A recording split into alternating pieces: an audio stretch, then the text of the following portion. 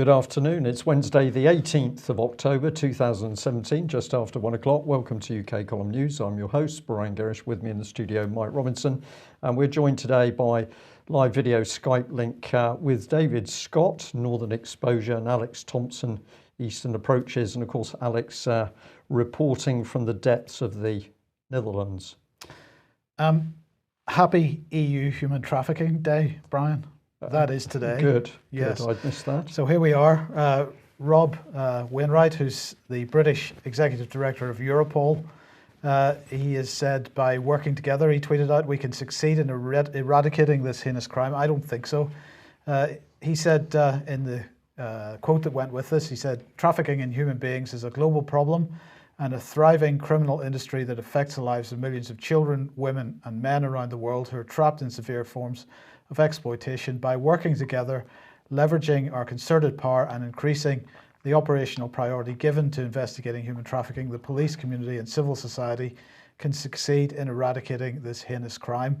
Well, the key point there is that, of course, it's huge quantities of money being made as a result of this, and Europol and the other agencies not getting enough money to tackle it. It's the same business model as the drugs trade, as far as I can see. Works very well for certain sections of the community, not least the financial system. But the point here, Brian, is that Rob Wainwright isn't going to do anything really to make any major impact on human trafficking. We can have these human trafficking days every year at the behest of the EU, but it isn't actually bringing the situation forward in any way. The days are just to give the general public the feel that something's being done. It's like the major charities rattling their collection boxes that they're doing something about cancer or they're doing something about child protection, but they never actually do it.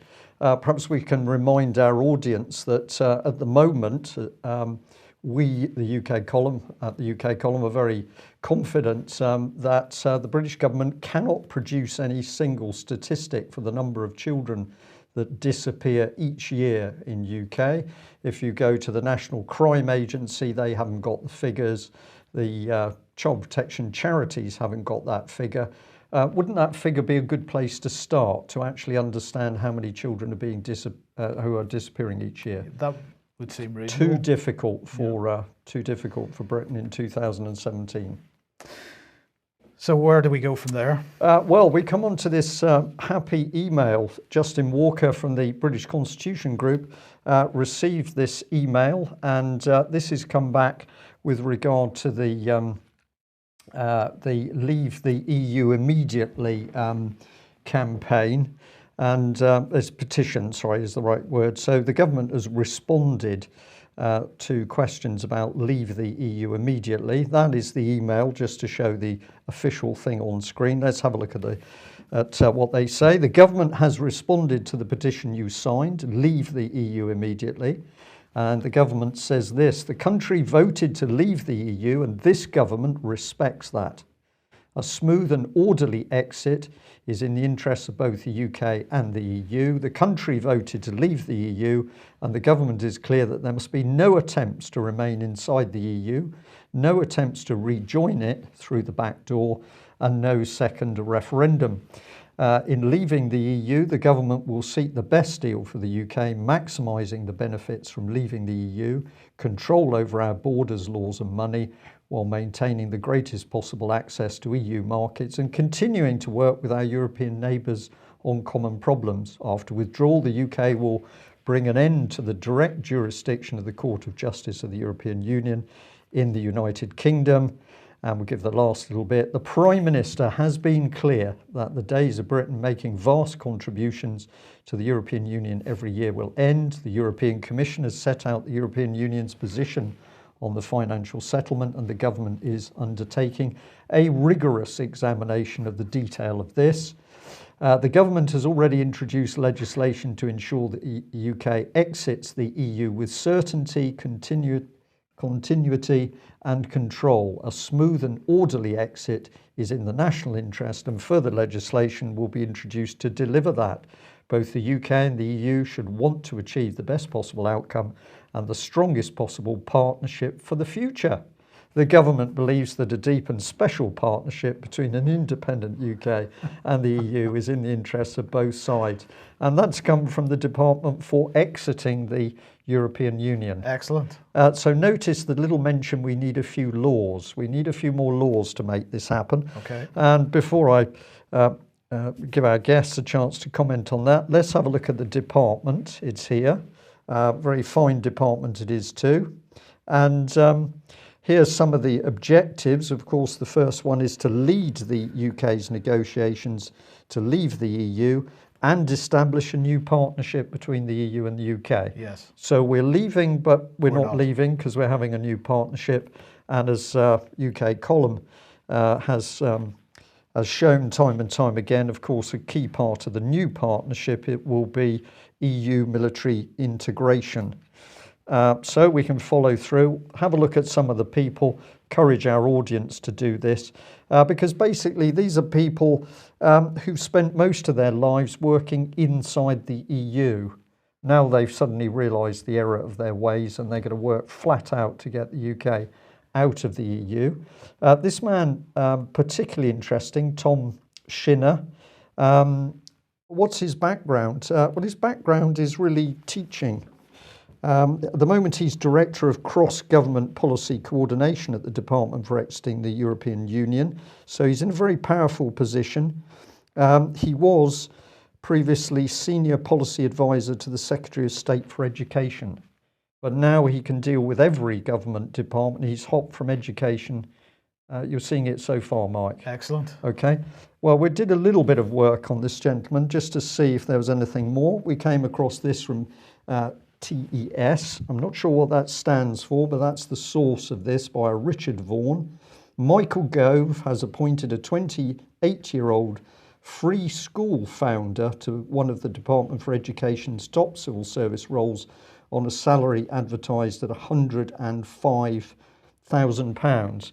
So this young man came out of nowhere. Gove pushed him into a big job. And then if you have a look at the rest of his background here, he did spend time, a sabbatical role at the World Bank in Washington, D.C., acting as an education specialist. So here we're seeing very interesting the mix. Why the World Bank is interested in education, Mike, I'm not too sure. But this man hops from education into the World Bank, and then the next minute he's controlling the policy for exiting the European Union. Good stuff. It's remarkable. Alex, we often see these young people, I've got to say that with a smile on my face, of course, young people parachuted into immensely powerful jobs by other politicians with a background in banking. Banking seems to be the key. It is, Brian, and I thought in my silly little way that having had 8 years' experience in one of the intelligence agencies, I knew how the government and the establishment more or less worked. But it took me until I came out and started watching the UK column and reading many sources tipped by UK column viewers that I realised that the top of the pyramid is actually the banks and has nothing to do with the formal levers of government. Now, if you look up the DVM TV channel on YouTube, you'll find 3 parts so far with English subtitles of an interview with Ronald Barnard, the whistleblower, and he sets it out as beautifully as anyone has. 8,500 hedge fund managers wish to control the world. Many are Luciferians. They set up the Bank for International Settlements in Basel with the diplomatic immunity. It tells both the World Bank and the IMF, both twin institutions in Washington are across the road from each other, how much money supply there will be and what the spending priorities are. And that's where the education and reframing and vaccinations and whatnot comes from. And below that are the central banks. And below that, we forget the first tier of government, Prime Minister, the sovereign even, is only at that level. So we're down 5 layers before we get to actual constitutional government in this model. That is, I'm afraid, the root of the evil. And as you said yesterday, Brian, it was the banks that set up effectively the British equivalent of Phi Beta Kappa, the fraternity for, shall we say, forward-thinking leadership material students. The British version of that became Common Purpose, and it's funded by the banks. Thank you for a really excellent summary on that. We're obviously going to have to spend more time on the issue of banking, but it is interesting to see how it's becoming ever easier to see the banks working behind the politics that is making our lives misery.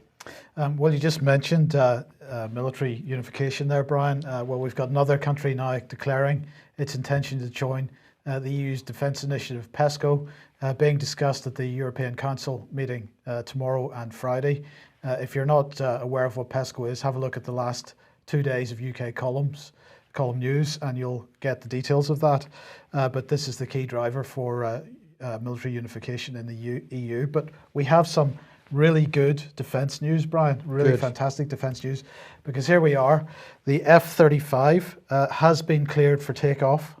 This is the UK's cutting-edge F-35 fighter jet. We don't really know how much each one of these costs. It seems to, the entire project seems to cost a huge amount of money, but it's very difficult to get to grips with just what each. And I suppose we it's a think moving about target. $123 million per aircraft. Yeah. Well, it has been cleared for takeoff from HMS Queen Elizabeth following successful trials. There's a picture of it taking off from the ramp in the desert, because that's where you need to test takeoffs for aircraft carriers in the desert. That's the best place for it. As I say, this is the UK's cutting-edge F-35, and Harriet Baldwin has said successful ski ramp trials mean the F-35 is cleared to fly from the carrier as the momentum continues for this game-changing jet. This milestone comes as our pilots and planes prepare for return from the States, ready for next year's unforgettable flight trials from the deck of the nation's new flagship. Now, the key words in that quote, it's cleared to fly from the carrier, because of course this was all about takeoff trials. And it says here, during the Select Committee session in Parliament yesterday, that Harriet Baldwin announced that the F-35 Integrated Task Force, which includes 5 British pilots, have now successfully completed ski ramp trials. This milestone clears the aircraft for takeoff from the deck of the carrier.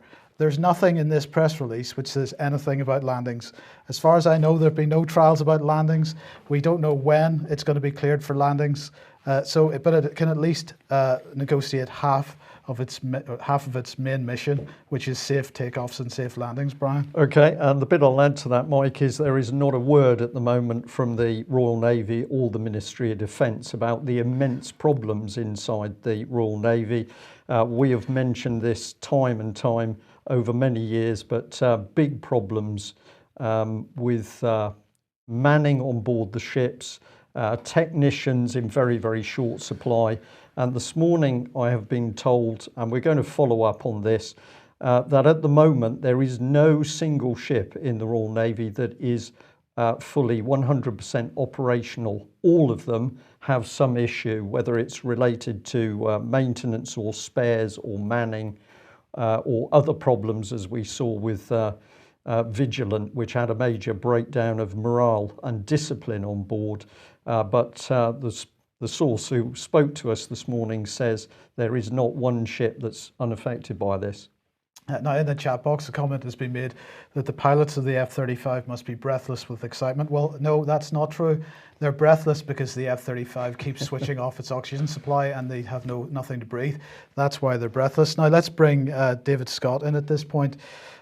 David, because you sent over a video clip from a Canadian news broadcast a couple of days ago, which is calling for the return of the Avro Arrow instead of the F-35. Yes, this was from a few years ago, but I think the movement's still live in Canada. The Avro Arrow was a plane developed by Avro, in the former manufacturers of the Lancaster bomber.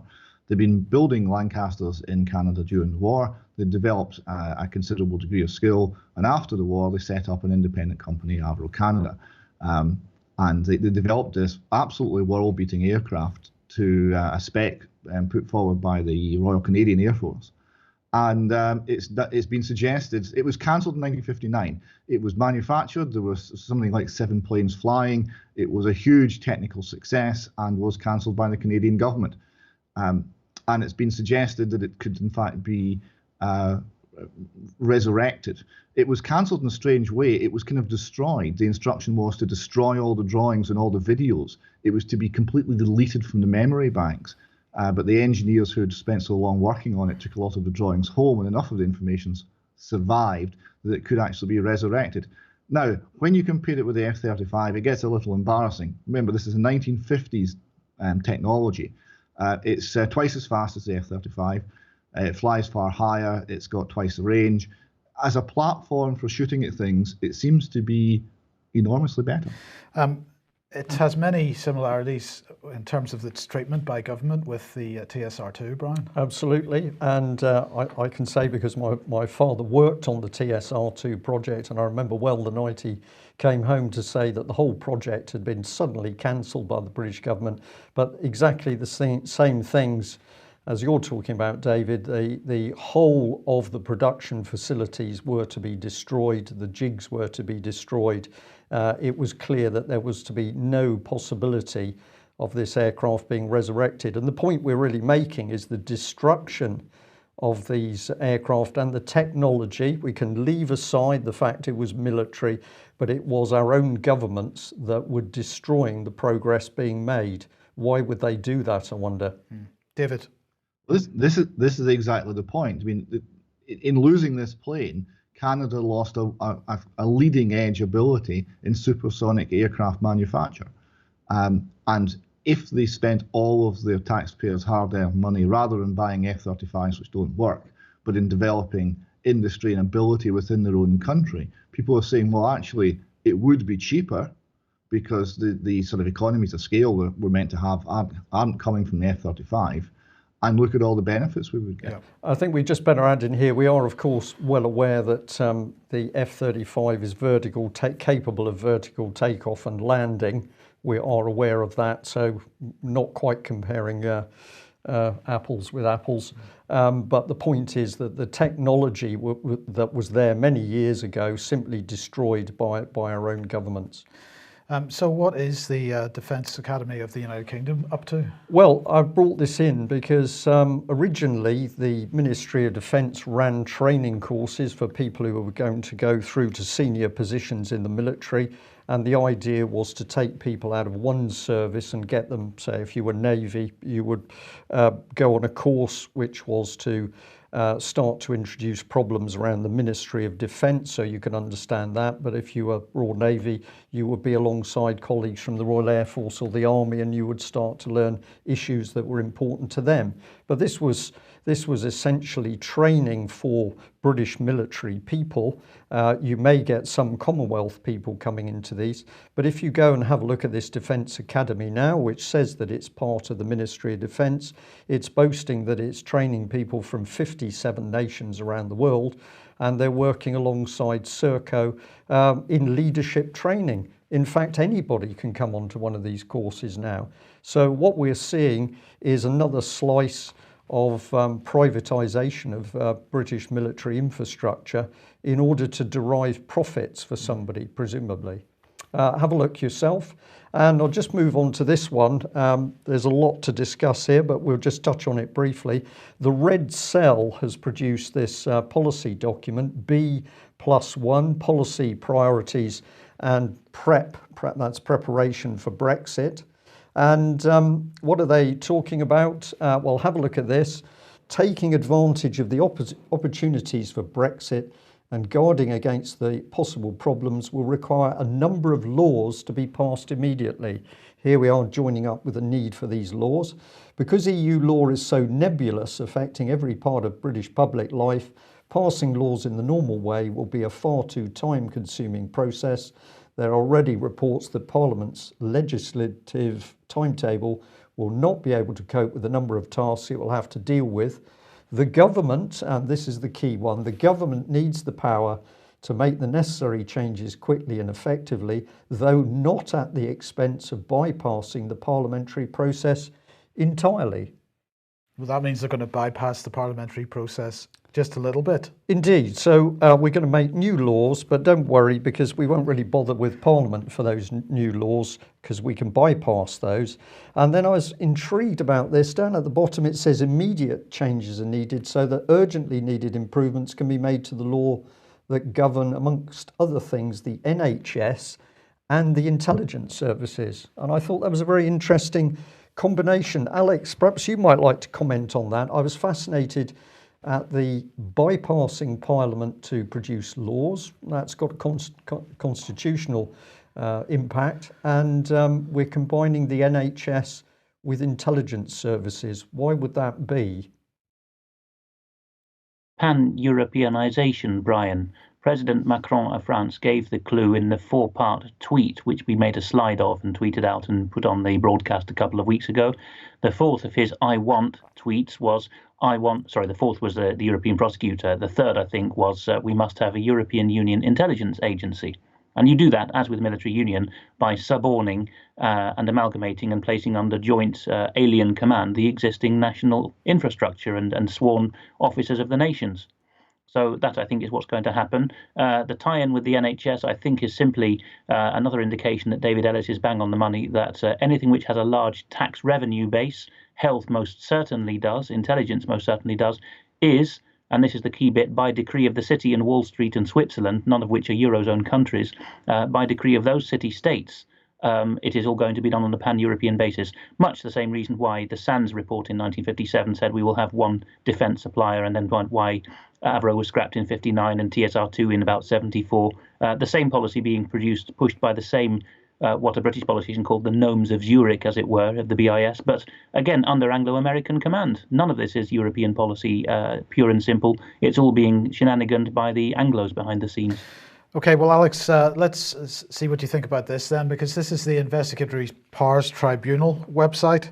Now, if you remember a couple of days ago, the BBC was taking a massive dig at President Xi of China, alleging that he was building a huge surveillance state, amongst other things that they were saying about him.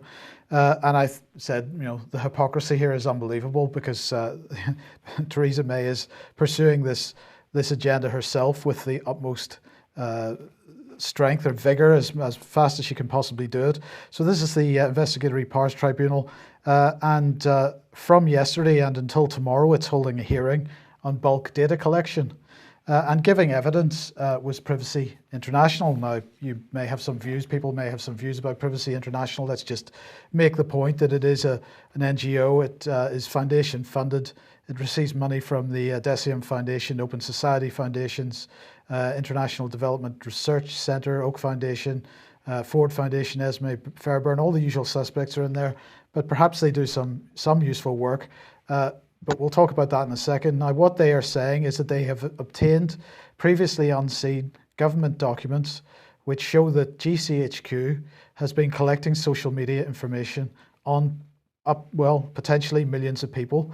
But the key point that is highlighted here is that GCHQ collected and accesses this information by gaining access to the private companies' databases. So they're not merely scraping this off the Twitter website, building their own data and analyzing their own data. They're actually getting direct access to social media companies' databases. And this, Alex, I think is something pretty interesting.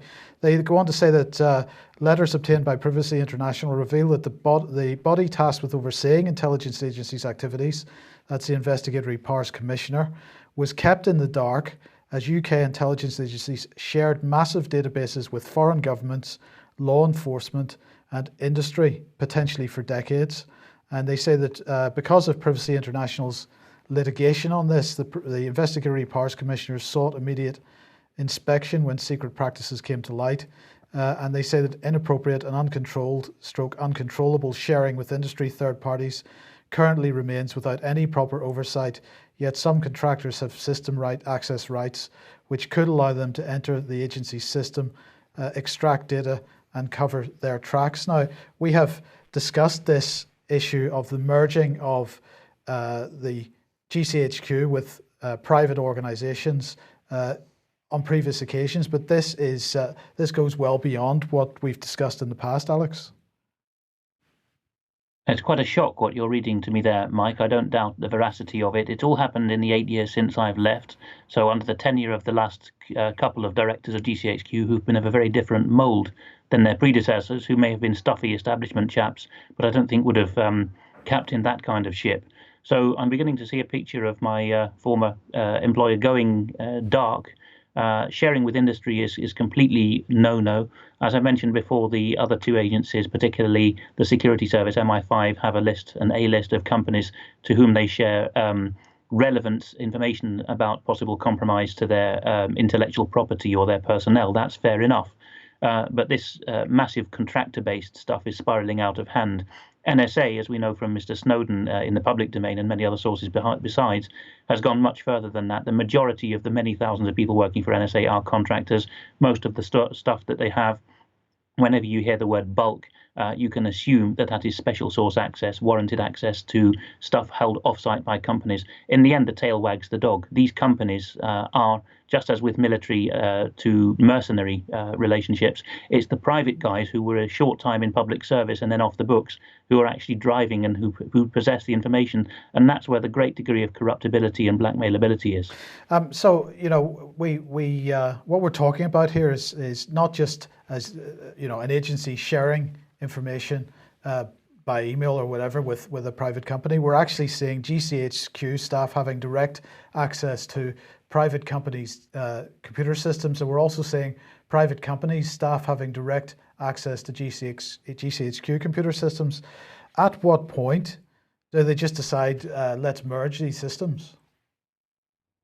Well, perhaps the controlling minds, to use a legal expression, of these enterprises are one and the same, and the latter of what you put your finger on there is particularly new and unacceptable and novel, Mike, and that is, if it is true, that the contractors in the providers, in this case the social media, but the same could be said of any other telecom provider who've signed a deal with GCHQ or been forced to, that they should have access through to GCHQ systems or NSA. That really is beyond the pale.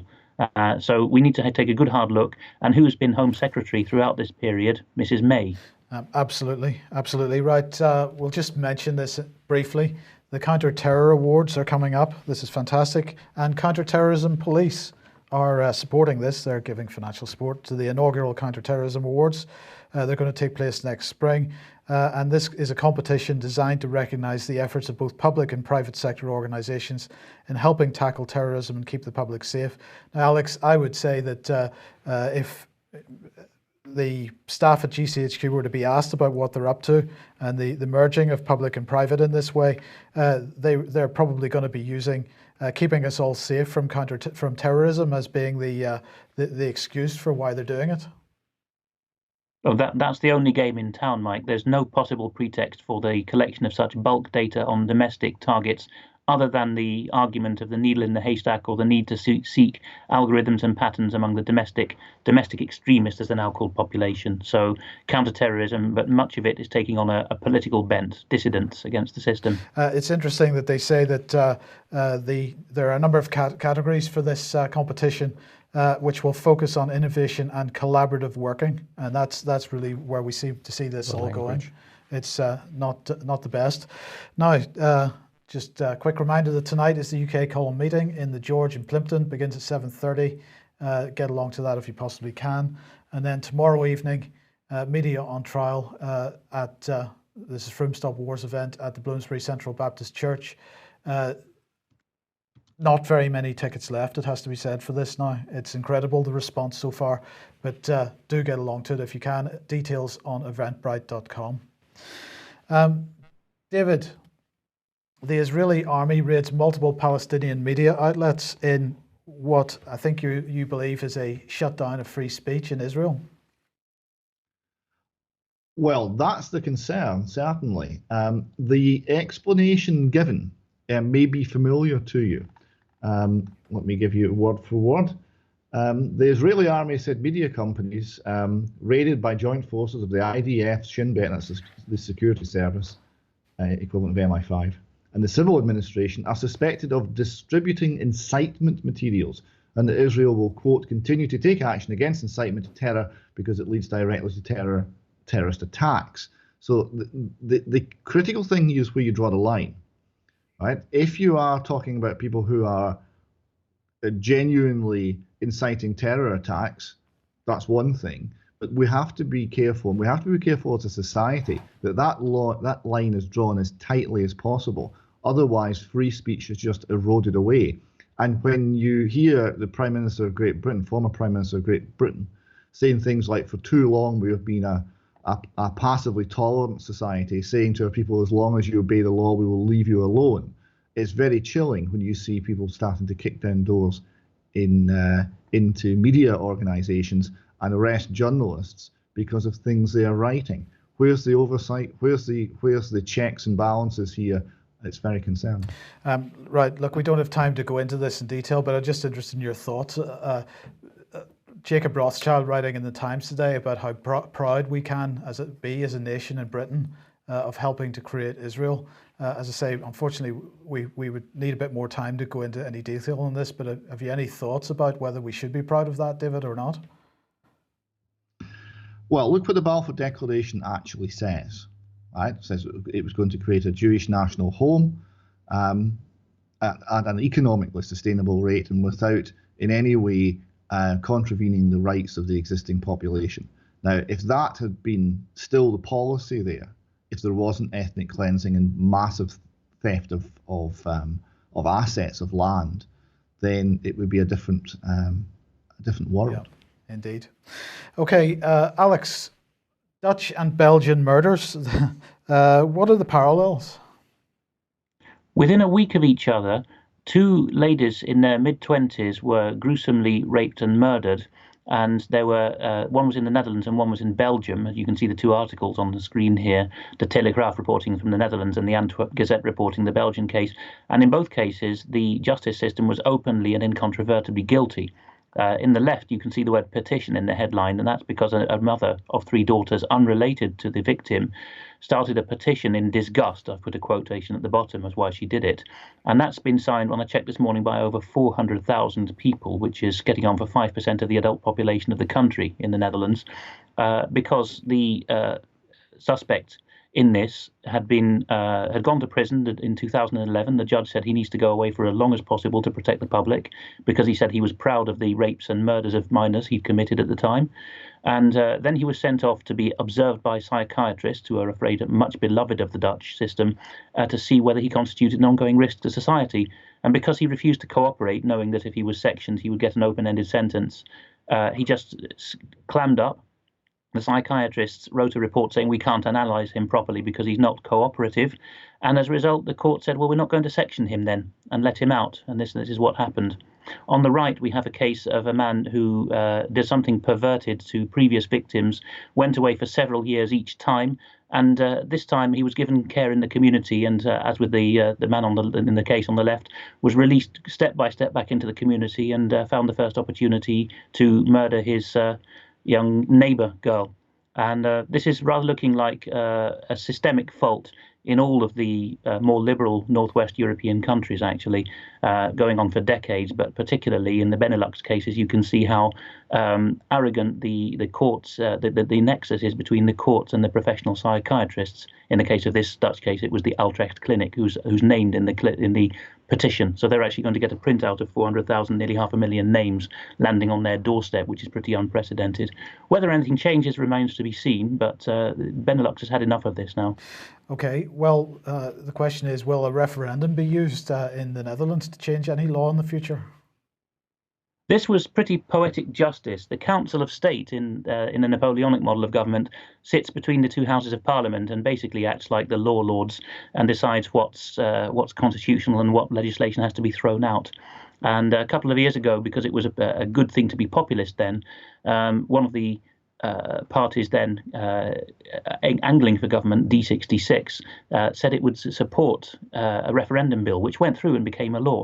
Now D66 is in this interminably thrashed out cabinet, which is finally come into being, so that the government has a rude awakening with that petition as well. And the first thing they do is they say, well, because D66 is in the coalition and they've changed their minds about the plebs having a vote, we're going to revoke, we're going to repeal the Referendum Act of 2015. And of course, some bright spark put this to the Council of State, which tests the lawfulness of statutes and bills, rather, in the Netherlands. And they said, well, there's no reason why repeal bills should be excluded. So the proposal of abolishing referendum in the Netherlands is going to have to be put to a referendum. Well, that's the irony there is amazing. And finally, because the farce continues, but this time in Ireland. Here we have faults on two sides. We have the new Taoiseach, Prime Minister of the Republic of Ireland, Leo Varadkar, a very controversial, young and questionable character. deciding that his office is going to send out by Twitter an instruction to Ireland, which regularly in October has pretty much the Western world's strongest winds and manages to cope, saying all schools and colleges are to close. And believe it or not, Dublin City University is sitting on Twitter, or their social media people are, and think that the best thing to do is to tweet the Prime Minister back with the Irish public watching, saying, "Can you please confirm whether we are a college or not?" And it's just beyond parody, isn't it? But it shows where we've got to in not just Ireland, but the whole of the Western world, I think. Yes. And David, let's talk about this death of a journalist in Panama, linked to the Panama Papers. What are your thoughts on this? I think this is one for you, Mike. Actually, I don't that wasn't one that I'd looked out specifically, but we were talking about other deaths in journalists. So perhaps you could comment on that. Well, I mean, I don't know too much about why she was killed, other than she made this statement. There are crooks everywhere you look. The situation is desperate. This was apparently the last thing she wrote before she was killed. Of course, she was leading the Panama Papers expose, and as a result, there were some some ructions within the Maltese government, with the Prime Minister having to resign and so on. So whether this goes beyond internal Maltese politics, or whether it's something bigger with regard to the Panama Papers, I'm not sure. Yes, no, I had that quote in mind. Sorry, when I thought that stood out very dramatically. There are crooks everywhere you look. The situation is desperate. The reason I thought it stood out dramatically is it rather describes our situation. Although I don't think we're dealing with crooks. I think it's actually worse here. There's crooks, and there are people surrendering any idea of right and wrong. Yes, the Malta killing was related very much, as you were discussing yesterday, to private banks and the influence of money laundering through these smaller countries such as Malta and Cyprus, and it's extremely concerning. Yes, well, maybe is this an example of money laundering through smaller countries? Because Nicola Sturgeon's universal basic income plan has been costed now at £12.3 billion. Where is she going to get the money? This is an example of complete idiocy, I think, actually. Yes, we've covered this in an article on the UK column. We've looked at the origin of the universal basic income. And yes, that's the article there. And it comes back, it goes all the way back to the 60s. And the idea there was, well, there's this revolutionary new technology. It's called a computer. And once we have computers, we'll have nothing to do. There won't be any work to do because, all the accountants will be out of a job. And you won't have any office work. So we're going to have to just sort of invent money and distribute it because it's all we can do. Now, you may not have realized, but there's still things to do even with computers. And the whole idea is based on nothing. Now, Nicola Sturgeon has adopted this, or at least said that they're looking into it, because the idea of free money is obviously a bit of a vote winner. Unfortunately, it is enormously expensive. It's been estimated at 12.3 billion. That's the extra, 12.3 billion extra, only in Scotland each and every single year, and that would mean obviously the complete flattening of the entire economy under a tax burden that's completely unsustainable. But hold on. This is universal basic income. Nobody's paying tax. Well, to pay for this, the tax rate they're talking about is 50% on all tax bands. So that's 50% whatever you're earning. And the idea of having an allowance, a tax allowance, that goes as well. So basically, if you earn a single pound, the first pound that you earn that month, the government will come along and they will steal 50 pence. Does that include the universal basic income itself? And then they'll give some of it back to you. They'll very generously give some of it back to you, yes. Now, the idea that you've got any incentive left to do anything is quite ridiculous, and it just shows you how loopy the whole idea is. But it is being looked at by the Scottish Government, and we will have to demolish it again. I hope people go and look at the old article and see just how ridiculous it is. We did quote in that Murray Rothbard, who described the state as a gang of thieves writ large, the most immoral, grasping, and unscrupulous individuals in any society. Rather like that. Yeah. Okay, well, just briefly, I wanted to mention, this was from the Wall Street Journal yesterday, that George Soros has decided to transfer $18 billion to his Open Society foundations. They say creating an instant giant. Brian, you said this morning, this is like in a game of poker, somebody going all in. I think this is a sign that somebody is getting desperate with how they see the situation. They want massive influence. It's now or never. So yeah, he's pushing that huge stash across the table and into the pot. Yeah. Let's remember, of course, that I think Open Society a little while back was funded to the tune of $1.9 billion, so it wasn't exactly small.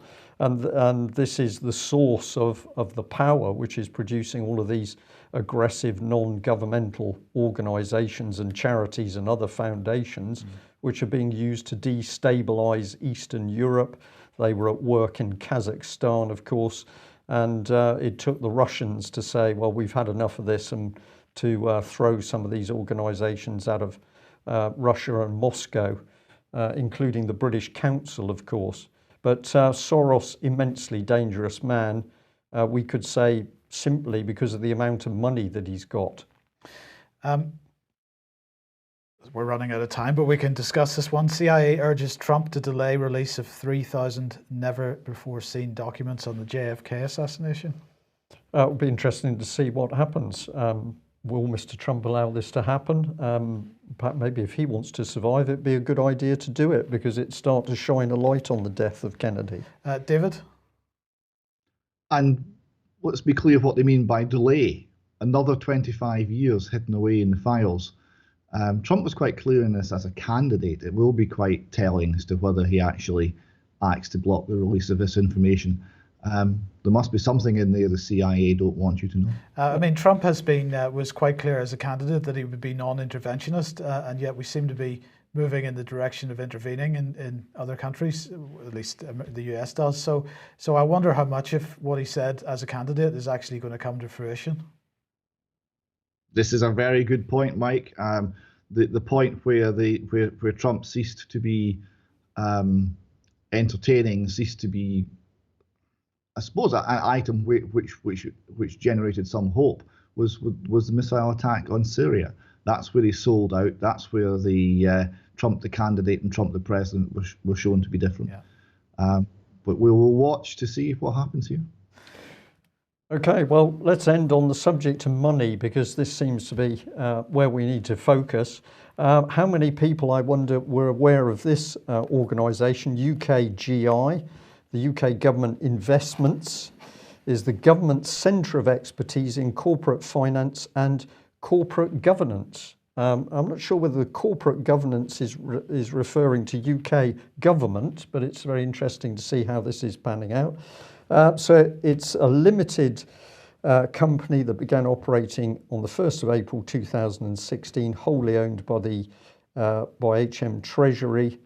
And what else can we tell you? Well, these are some of the objectives of it: to prepare and execute all significant corporate asset sales by the UK government. I thought you'd be interested in that one, Mike, because when you asked the Treasury for the list of assets that have been sold to date, they said, oh, we're not able to provide that. Well, indeed they did. They said they don't hold that information, which is quite incredible. We are still in the midst of what George Osborne called the greatest privatisation since, since the Second World War, I guess. I mean, I don't know when we've seen a greater privatisation of assets in this country.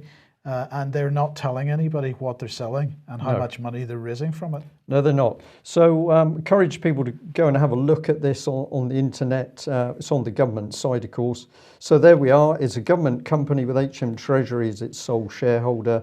Activities underpinned by its articles of association and framework agreed by HM Treasury. Accountable to the board of Treasury ministers and through the Chancellor to Parliament. So you can clearly trust this company. It's got a board. I haven't got time to show you all of the people, but you can go and have a look. Quite interested in this man, non-executive chairman, and he was originally working with private banking, investment banking, asset management, Credit Suisse, Warburg. So this is a banker put in charge. And I thought we could ask him where those public assets have gone, Mike. That might be interesting. Yes. And I just picked another man because, of course, this is independent, this organisation. The other gentleman that I've shown you, Senior Independent Director of Prudential PLC, M&G Group, Chairman of City of London Investment Trust, Severn Trent PLC, Deputy Chairman of the Takeover Panel, and he's done a little bit of investment banking with BZW, Kleinwort, Benson. So the government's put bankers in charge of the sell-off of our public assets. We haven't got a record of those assets, but don't worry because it's all independent. There we go. There we go. Alex, I'll just give you the last word on anything for a couple of seconds before we close. UKGI there describes itself as the government centre of excellence in corporate finance. That is the old-fashioned, stuffier City of London term for what's now usually called mergers and acquisitions. In other words, leveraged buyouts and the like. City sharp practice. And as Mike reported yesterday, the statutes on that have just been tightened up. So it looks like the cabal is going to go into business openly, including those with government and ex-government positions, and basically just start trading, buying and selling things on behalf of themselves, and not on behalf of the nation. And as regards why Soros is in an awful hurry to start a new currency system, a couple of sources I'd recommend. On YouTube, there is X22 Report and SGT Report, and they both report on why the cabal has run out of road with its model. And finally, you should look out on Brittany Pettibone's channel, a very popular one on YouTube, for a video last month by a guy called Nick Monroe, who goes into Soros in great depth. And I believe he's planning a sequel which promises to be even more comprehensive. So look out for Nick Monroe on Brittany Pettibone's channel. Okay, thank you, Alex. That's it for today. It is. We're going to thank David and Alex for joining us, and I think the picture in UK is unfolding pretty quickly. The banks are there in the middle of our governance and need to be exposed pretty quickly. And Mike, you're away for tomorrow? We're away for the next 2 days, but we've got some pre-recorded special UK column news programs to play out. So we will have a new news program for you tomorrow. It just won't be live at the usual time, 1 o'clock, and the same for Friday. And that, of course, is so that you can do the filming for the Media on Trial event, Absolutely. which we think is so important that Mike's committed his time. So that's it, gentlemen. Thank you for joining us. Thank you to our audience today. And if you're not a subscriber to Use UK Column, please consider subscribing or donating. We can only do what we do with your financial help. Thanks for joining us. Bye-bye. Bye.